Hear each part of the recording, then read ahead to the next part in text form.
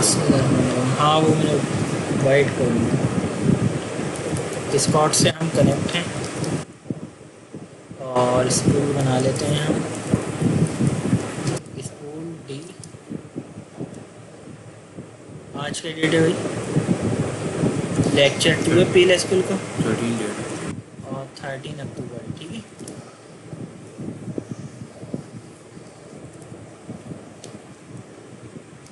Sir से white वाली screen ज़्यादा बेहतर है। वाइट कर लिया, ठीक है। ब्राइटनेस सही है ना, फंड भी सही है। अच्छा, हमने लास्ट टाइम जो काम करा था वो एक दफ़ा ऐसे ही रिमाइंड करो।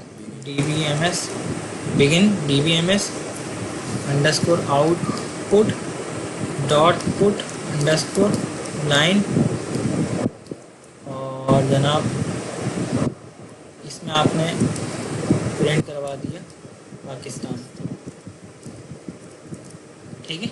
ये सिंपल हमने भाई यही पढ़ा था और सेलेक्ट करवा के भी पढ़ लिया था, डिक्लेयर वेरिएबल करके हमने सीखा। अब इसमें मकसद क्या है, हमने बिगिन एंड पहले स्किल में बिगिन एंड मेन चीज़ है जो कि ब्लॉक कहलाता है, ठीक है। आप नेस्टेड ब्लॉक भी लगा सकते हैं, इधर हमने लगाना सीखा था। बिगिन के अंदर एक और बिगिन, फिर उसके अंदर एक और बिगिन। जितने आप बिगिन लिखेंगे उतनी दफ़ा क्या करना पड़ेगा, एंड करना पड़ेगा, ठीक है। हर बिगिन का एक एंड होगा, ये लाजमी है, वरना कमांड नहीं चलेगी। ये भी ट्राई करके देख लिया था जी। अब ये DBMS underscore output dot put underscore line command क्या करती है, कोई भी चीज़ प्रिंट करने का काम करती है, ये ड्यूल करता विंडो पे दिखाने के लिए सारा डील करता है, ठीक है भाई। ठीक है। अब हमने लास्ट टाइम जो करा था वो सिंपल सेलेक्ट में लेकर नाम सेलेक्ट मोहम्मद शुएब पाकिस्तान लेकर इनटू करवा दिया था एक डिक्लेयर करके वेरिएबल में जी। अब हम एक काम ही करते हैं, अब हम डेटाबेस से डायरेक्ट डेटा उठा के और यहाँ पे डिस्प्ले करवाते हैं पीएल स्क्रिप्ट में। ये काम करते हैं आज। ये बिगिन एंड लिया हुआ है मैंने कहा यहाँ पे आप ले लो सिलेक्ट जी EMP नंबर फ्रॉम EMP, बस। डायरेक्ट कोई ना कोई वेरिएबल अगर मैं डायरेक्ट चलाऊँगा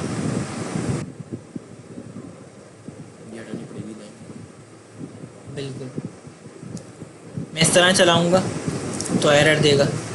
N2 ग्लास यूजिंग ये भी लास्ट हमने करके दिखा था आपके सामने, ठीक है। तो मुझे N2 लगाना पड़ेगा।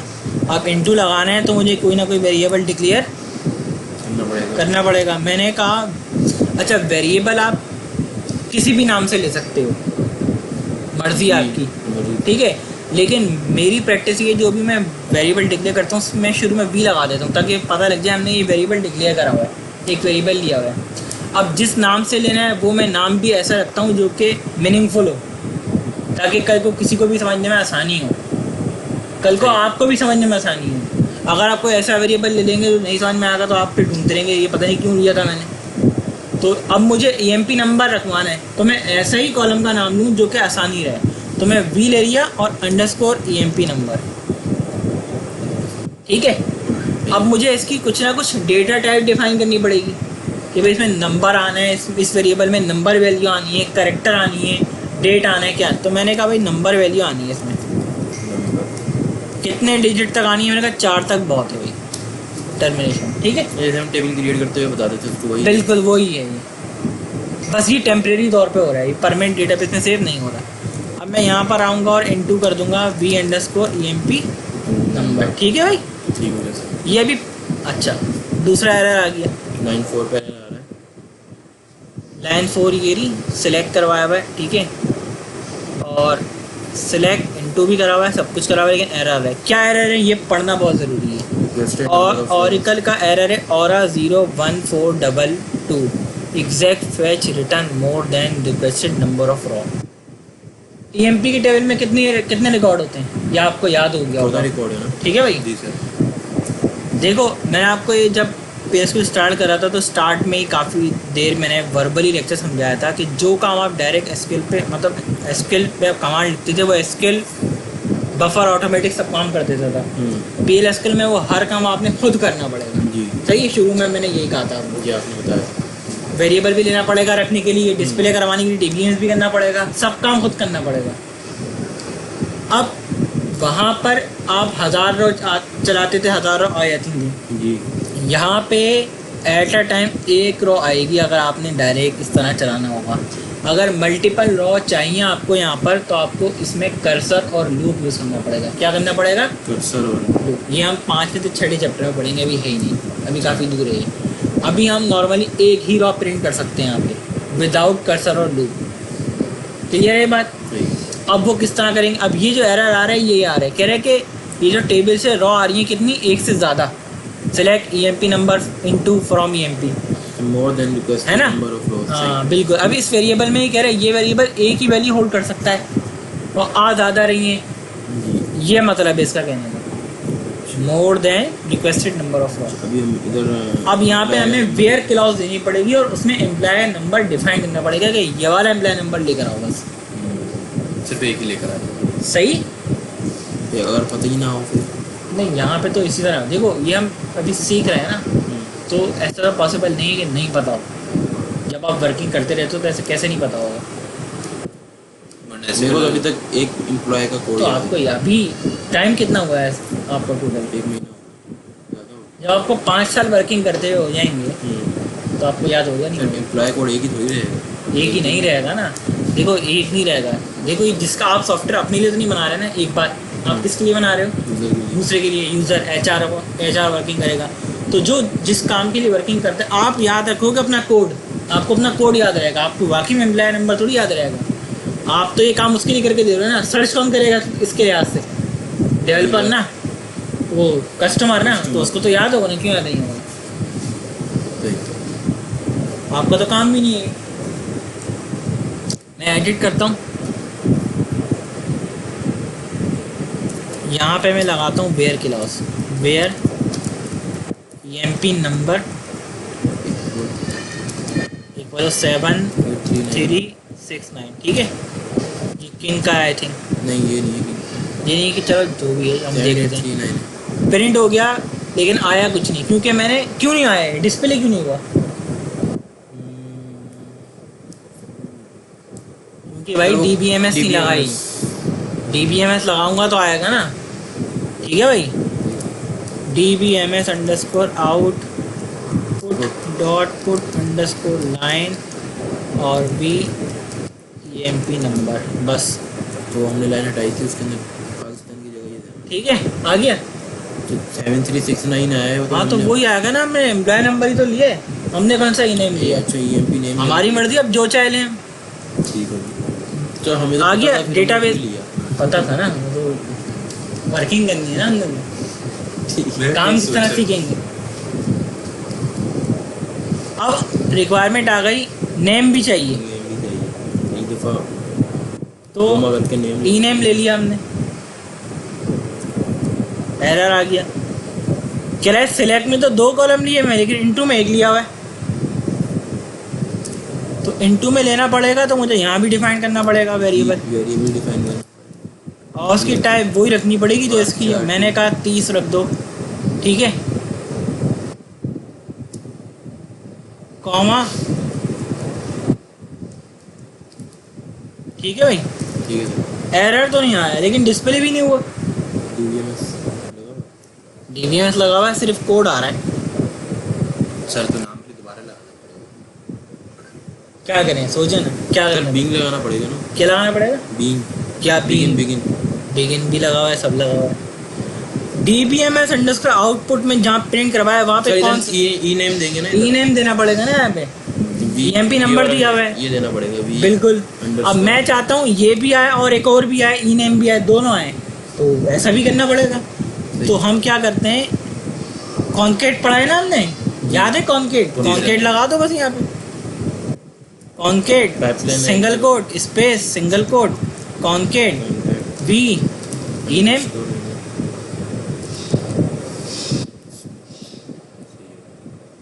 समझ में आया? सही है।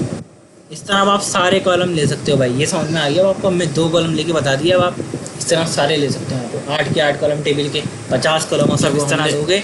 यहाँ डिक्लेयर करोगे वेरिएबल, वही वही टाइप लोगे और इनटू में उस तरह ले लोगे। हाँ बोलो तो आप पूरा टेबल बनाना पड़ेगा दोबारा से। सब। मैं आपको क्या कहा पहले लेक्चर में, कहा था सब कुछ खुद करना पड़ेगा।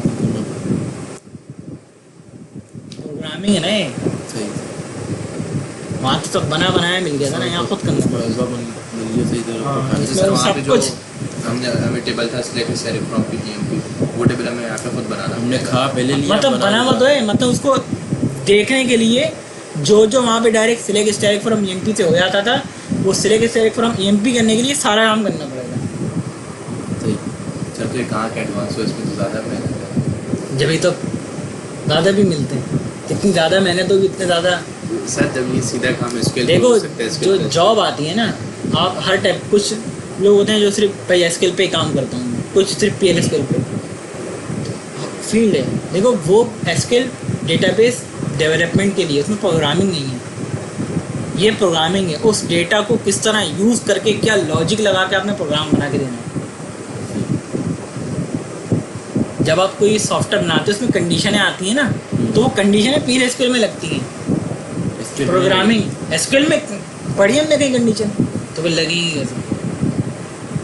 क्यूरी करने के लिए और डेटाबेस क्रिएट करने के लिए है वो। तो सिर्फ उस जो डेटाबेस को जो क्रिएट करी है, उसमें जो इंसर्ट करा है, जो अपडेट करा है, उस डेटा को किस तरह यूज़र को विजुलाइज करवाना है, किस तरह दिखाना है, किस यूज़र को क्या दिखाना है और क्या नहीं दिखाना है, ये कंडीशन है ना, लॉजिक बनानी पड़ेगी ना।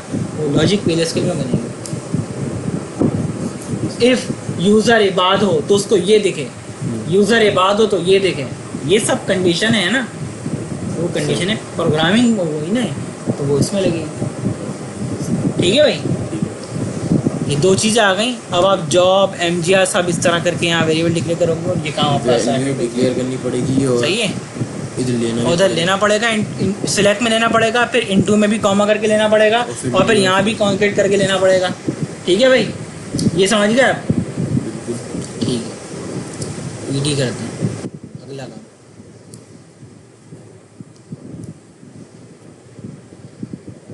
हेडिंग नहीं आ रही है वो, आपको चाहिए हेडिंग।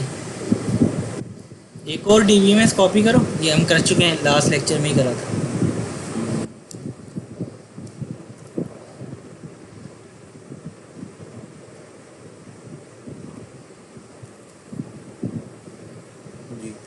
सही है भाई, स्पेस आ जाएगा, हेडिंग आ गई। अब आपको स्पेस भी चाहिए, ख्वाहिशात आहिस्ता आहिस्ता बढ़ती जा रही है, तो उसके लिए भाई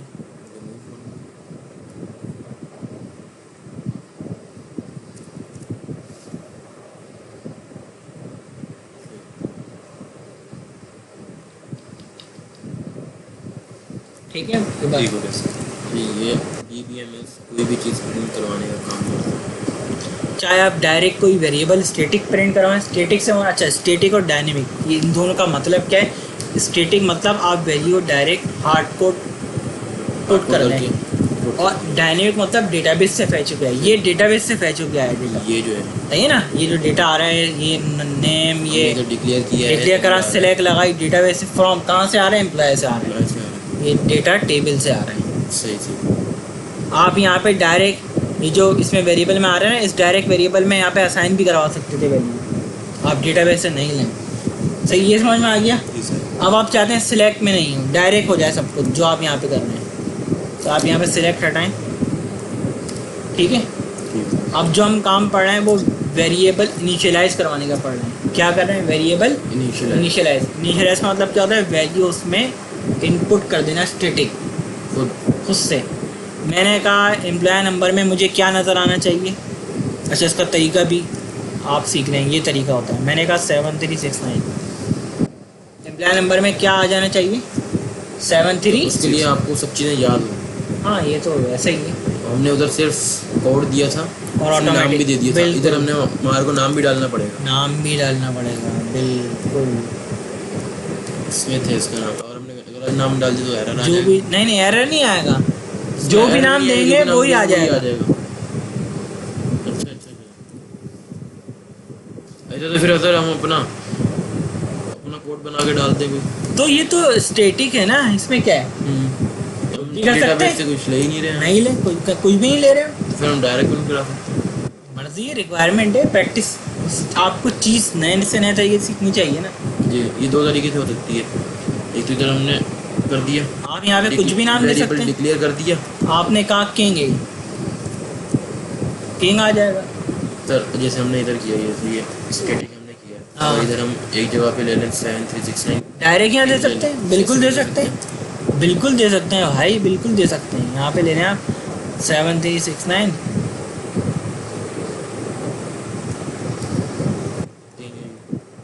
किंग नहीं है, किंग अली मैंने ऐसे ही कर दिया, ये आना चाहिए, तो ये आएगा। अच्छा, मतलब इससे हम लोग डेटाबेस से कुछ भी नहीं ले रहे, हमने नाम कोड सब अपनी कुछ तरफ से हार्ड डाला। कोड, स्टैटिक, सही मर्जियात, मर्जी है, सही है। सही होगा। अब देखिए ऊपर वेरिएबल इनिशियलाइज करवाया, लेकिन उसको यूज़ नहीं करा ना आपने, जी, तो उस वजह से आया भी नहीं वो कुछ आया भी। भी नहीं, उसने कुछ तंग भी नहीं किया, आपको एरर भी नहीं दिया। आप यहाँ पे ले लें कुछ भी कोड, आपने कहा 1 2 3 4,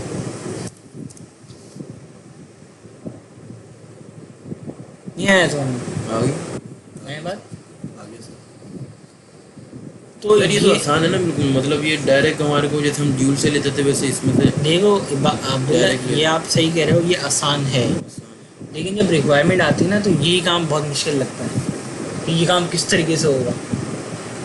सर आज हमारे को सर ने घुमा दिया ऐसी तरीके से, बिल्कुल ऐसी। हमने काम किया हुआ तो था नहीं, मगर उसकी लॉजिक पता नहीं थोड़ी बहुत, मगर वो एक नंबर कर दिया उसके बाद। यही तो मैं कह रहा हूँ, अभी आपने पढ़ लिया, आपको लग रहा है बहुत आसान है। अब मैं कोई ऐसे सवाल भी इंग्लिश में बना के आप सोचते हो, पता नहीं क्या, पता लग रहा है वो इस तरीके से करना होगा। हाँ, ये कह रहा हूँ, तो ये किस तरीके से पता लगेगा, ये जितनी आप प्रैक्टिस करोगे ना। प्रैक्टिस करेंगे। मैंने आपको क्या कहा था, जब आप खुद से सवाल क्रिएट करने के काबिल होगे तो आप डेवलपर बनोगे, वरना नहीं। ऐसा ही है ना। तो वो सवाल किस तरह आप खुद क्रिएट करोगे, जितनी प्रैक्टिस करोगे। जब आप प्रैक्टिस करते रहोगे तो आपके जहन में सवाल आएंगे ना, वो जो सवाल आएंगे फिर आपका जहन करेगा मैं इसको हल करूं। तो पहले आप जब सवाल लिखोगे तो इसको हल करोगे ना। अभी तो मैंने आपको सवाल लिख के दे दिया, आपको सवाल सोचना तो नहीं पड़ेगा ना, यार क्या मैं ऐसा करूँ कि जो मुझे ये चाहिए। ये तो सब मैंने सोच के दिया था ना आपको तो हल करना है बस। अभी आप पढ़ रहे हैं, यूनिवर्सिटी में जा रहे हैं, आपको टॉपिक मिल जाता है पढ़ने के लिए, आपको ये तो नहीं सोचना पड़ता ना मुझे क्या पढ़ना है इस टॉपिक, इस सब्जेक्ट में। आपको यूनिवर्सिटी ये भी दे दे, HEC हायर एजुकेशन कमीशन बोले कि भाई आप डिग्री लेनी है, आपने खुद ही सोचना है पढ़ना भी क्या है कि आप इंजीनियर बन जाओ, फिर कितना मुश्किल होगा। लगेगा है नहीं ये बात। फिर तो भाई डिग्री लेके आ जाएगा, पढ़ेगा नहीं। लेकिन डिग्री भी कैसे लेगा, उनकी रिक्वायरमेंट ऐसी हो कि एग्जाम तो प्रॉपर होगा, लेकिन अब वो ऐसा आपको ये सोचना पड़ेगा वो क्या एग्जाम लेंगे मैं वो ही पढ़ूँ। ये सोचना पड़ेगा आपको, कितना मुश्किल लगेगा। अभी जो टीचर ने बता दिया ये आपका चैप्टर है, ये आपने पढ़ लिया, आएगा इसी से थोड़ा आगे पीछे हो गया आएगा, आपको पता है ये आना है पेपर आइडिया, आपको आइडिया ही नहीं है क्या आना है, कितना मुश्किल होगा। ये जो साइंटिस्ट ऐसे तो नहीं बन जाते ना, डेवलपर साइंटिस्ट ये सब इंजीनियर ऐसे तो नहीं बन जाते ना। आपको चीज़ देखकर समझ में आ जाता है कि भाई ये मसला है, तो कैसे कैसे समझ में आ जाता है भाई, वो सब भी इंसान ही होते हैं ना। प्रैक्टिस बहुत करीबी होती है। जैसे कि डेटा साइंटिस्ट ऐसी चीज़ें बहुत देखी होती हैं उन्होंने, भाई ये मसला है इसको ऐसे। ये समझ में आ गया यहाँ तक। जी सर। तो मैं ये कह रहा हूँ कि भाई रिक्वायरमेंट अभी तो आपको लग रहा है आसान है, लेकिन जब इसकी रिक्वायरमेंट आएगी ना कि ये करना है, तो फिर वो जो काम करने के लिए होगा वो ये करना होगा, लेकिन आपको जहन में नहीं आ रहा होगा ऐसे करना होगा। तो ये कैसे जहन में आएगा, जब आप प्रैक्टिस करेंगे, जब आप सवाल खुद बनाएंगे। अच्छा अगला आगे काम करते हैं। अब यहाँ पे आपने वेरिएबल लिया, ठीक है, यहाँ से वेरिएबल हटा दो। इस केस में आपको वेरिएबल का कोई काम नज़र आ रहा था, क्योंकि हमने यहाँ पे यूज़ ही नहीं करा हुआ, तो इन वेरिएबल का भी काम नहीं है। अब जब वेरिएबल का काम नहीं है तो डिक्लेयर का भी काम कोई नहीं है। डिक्लेयर उसी सूरत में आएगा जब वेरिएबल लेना होगा। अभी भी चल रही है कि सही है भाई। अब मिसाल के तौर पे मैं ये कहूँ कि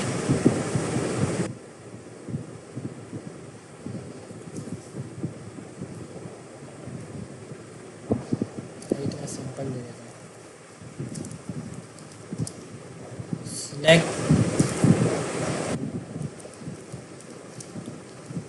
job comma hired hided from EMP where EMP number equal 77788। सही, मुझे वेरिएबल डिक्लेयर करना पड़ेगा। जी वी जॉब अंडरस्कोर जॉब और V अंडरस्कोर हायर्ड है हायर, ठीक है। चाबी सर अब इनकी डेटा टाइप क्या रखूँ मैं? सही डिफाइन करनी पड़ेगी डेटा टाइप। डेटा टाइप से वही मुराद है जो हम डेटाबेस बनाते हुए पढ़ते थे, ठीक है ना। ठीक हो गया सर। अब मैं ये चाहता हूँ यहाँ पे डेटा टाइप डिफाइन नहीं करूँ कि नंबर लेनी है वारचार लेनी है, मैं ये डिफाइन नहीं करूँगा। जी डायरेक्ट टेबल में जो डेटा टाइप पड़ी हुई ना इस कॉलम की, वो आ जाए यहाँ पे। सही इस वेरिएबल में वो डेटा टाइप आ जाए जो जॉब के कॉलम में EMP के टेबल में है, क्रिएटेड टेबल करते हुए लिए वो डेटा टाइप आ जाए। वो किस तरह लेंगे? टेबल का नाम डॉट उस कॉलम का नाम परसेंट सर पूरा नहीं है सर परसेंट टाइप। समझ में आई ये बात? सही सही टेबल का नाम डॉट कॉलम का नाम परसेंट टाइप, यानी कि इस कॉलम की जो टाइप है वो उठा के लाके इस टेबल में इस कॉलम की जो टाइप है वो यहाँ पे रख दो। सही सही हो गया। इस टेबल की जो इस कॉलम इस टेबल में इस कॉलम की जो भी टाइप है वो उठा के लाके यहाँ रख दो। डीवाई ठीक है भाई। जी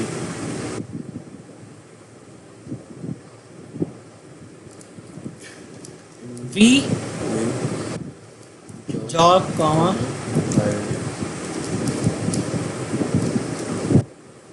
यहाँ पे भी मुझे सही करना पड़ेगा। जॉब और V V job V underscore ठीक है ये नहीं एनालिस्ट ठीक हो गया सर। ठीक है सर अपने यहाँ पे ये परसेंटेज क्यों लगाया? यही तो ये फॉर्मेट है, स्ट्रक्चर है, फार्मूला है ये इसका। जैसे आप जब इसका भी देखता हाँ कि जब भी मुझे टेबल से किसी कॉलम की डेटा टाइप उठानी होगी तो उसका स्ट्रक्चर यही होगा। टेबल का नाम डॉट कॉलम का नाम परसेंट टाइप। ठीक हो गया। अब जिस भी कॉलम की उठानी है, जिस टेबल से भी उठानी है, इसी और यही फार्मूला है। सबसे पहले टेबल का नाम डॉट कॉलम का नाम कॉलम का परसेंट और टाइप। अब जो वेरिएबल ने वो उसका नाम रख देंगे। सही ये समझ में आ गई बात? इसका बहुत फायदा है।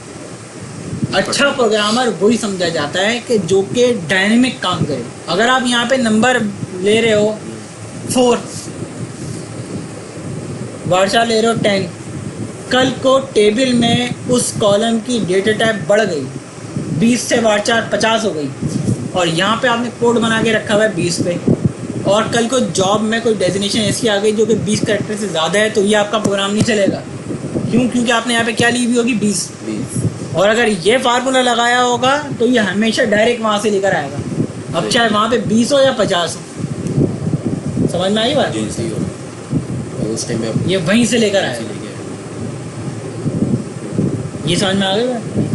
ठीक है, वो स्टैटिक है ये हमने ये डायनेमिक है। और हमारे सर भी कहते थे एक अच्छा प्रोग्रामर डेवलपर वही होता है जो मतलब इस तरीके से काम करे, या तो फिर कोई भी मसला आ जाए तो उस तरीके से सोच सके, मतलब बिल्कुल अलग सोच सके। एक होता है ना जैसे सब कर रहे हैं वैसे ही करते रहो, ये